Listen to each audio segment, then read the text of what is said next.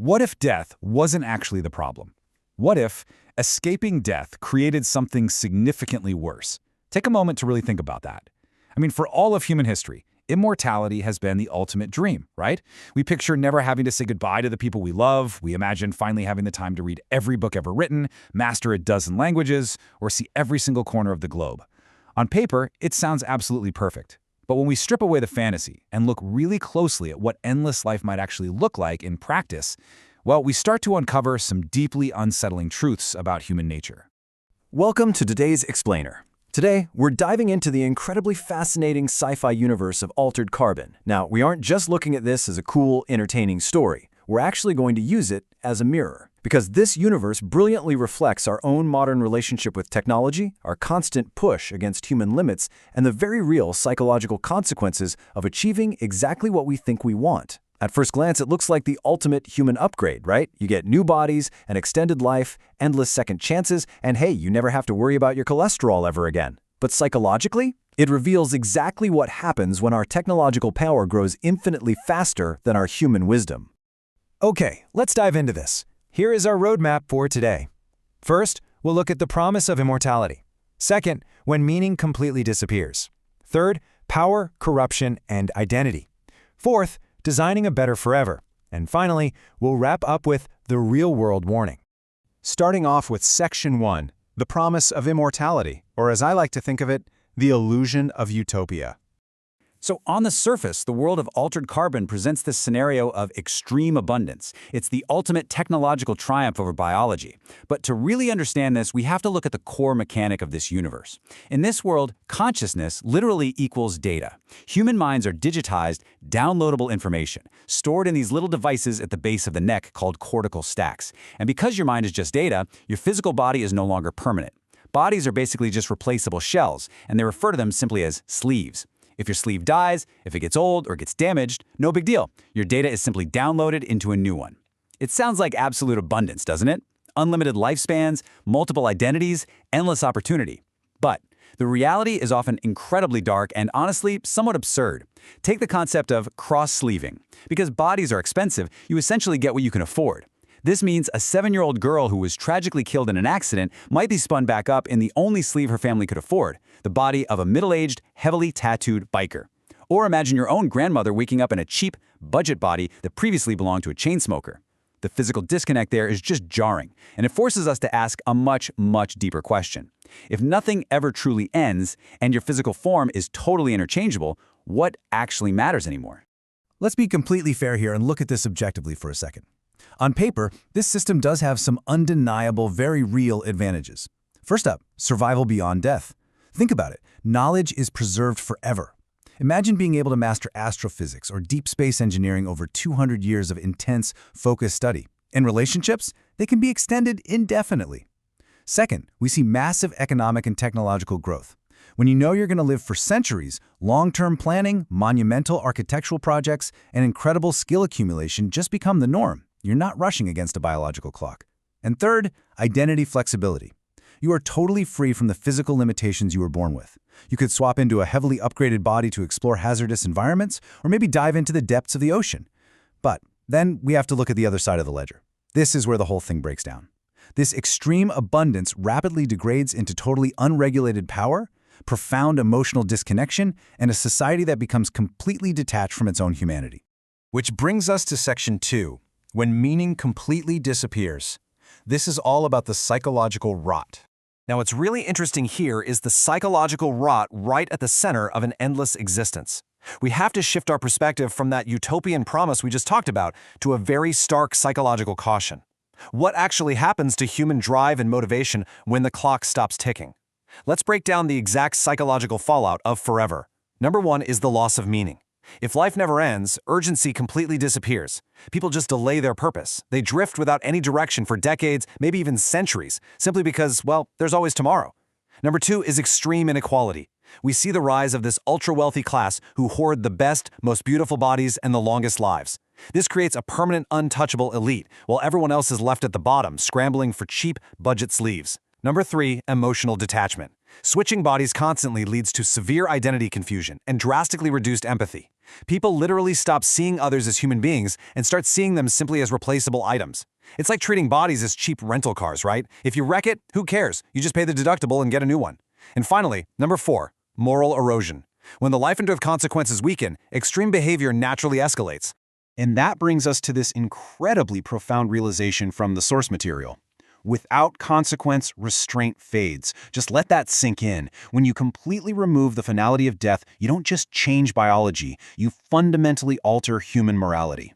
Limits disappear. We see individuals engaging in hyper-violent, incredibly reckless behavior just to feel something. When the ultimate consequence, death, has been totally removed from the equation, people push the boundaries of cruelty and excess purely out of boredom. Without a hard stop at the end of life, the natural guardrails of human decency just fall away. Moving on to Section 3, Power, Corruption, and Identity. Let's look at some specific case studies in Immortality. You see, the narrative of Altered Carbon isn't just about cool sci-fi action. It actually functions as a set of case studies proving these exact psychological theories we've been talking about. First, we have to look at the Meths.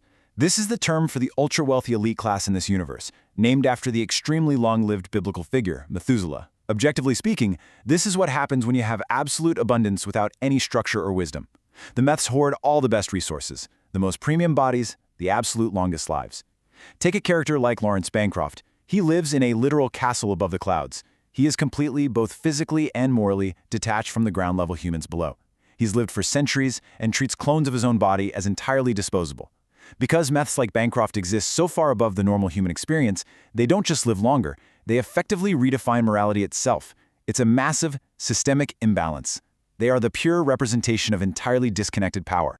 And this brilliantly illustrates the whole point if we look at an analytical breakdown of the show's seasons following the main character, Takeshi Kovacs. In Season 1, the core theme is wealth, dominance, and the total control of life and death. The psychological pattern on display here is power without accountability. Kovacs operates essentially as a weapon, forced to navigate this insane world of billionaires who are essentially playing God. It explores exactly what humans do when they face absolutely no consequences and possess unlimited resources. But then, in Season 2, the core theme shifts inward. It becomes much more about who you are versus what you inhabit. The psychological pattern here is identity and stability. Kovacs spends the seasons searching across planets and lifetimes for a lost love. And it proves that even with infinite bodies, hundreds of years, and the entire galaxy to explore, we are ultimately all just chasing basic human connection.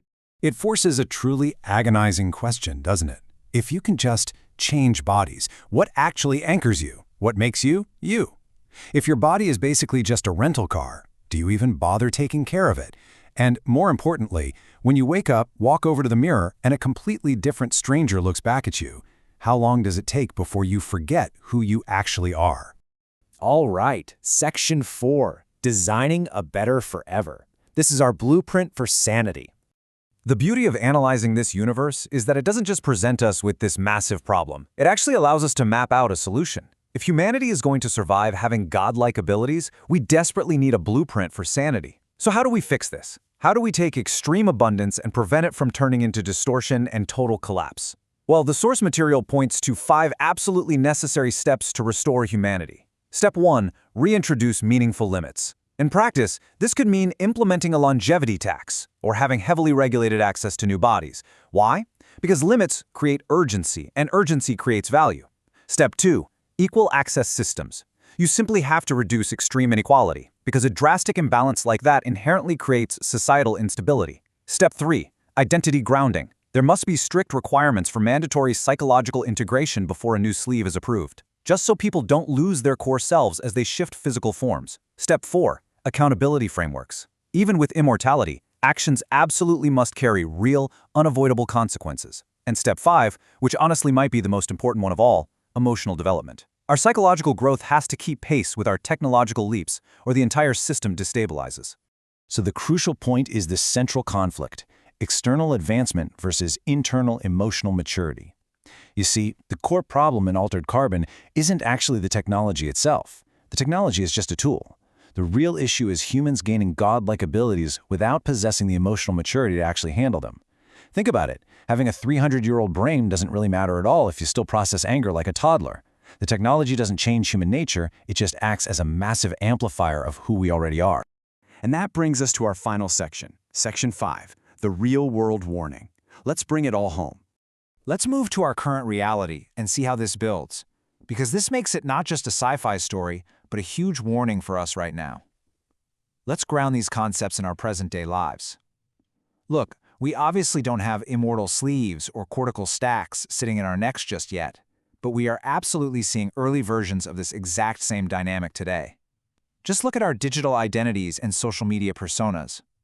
We heavily curate versions of ourselves online that are entirely disconnected from our physical reality.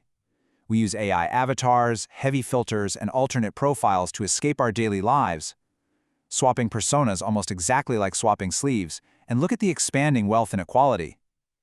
Access to the best healthcare and experimental life extension technologies is highly concentrated among today's billionaires, some of whom are literally already building isolated bunker compounds to outlive the rest of us.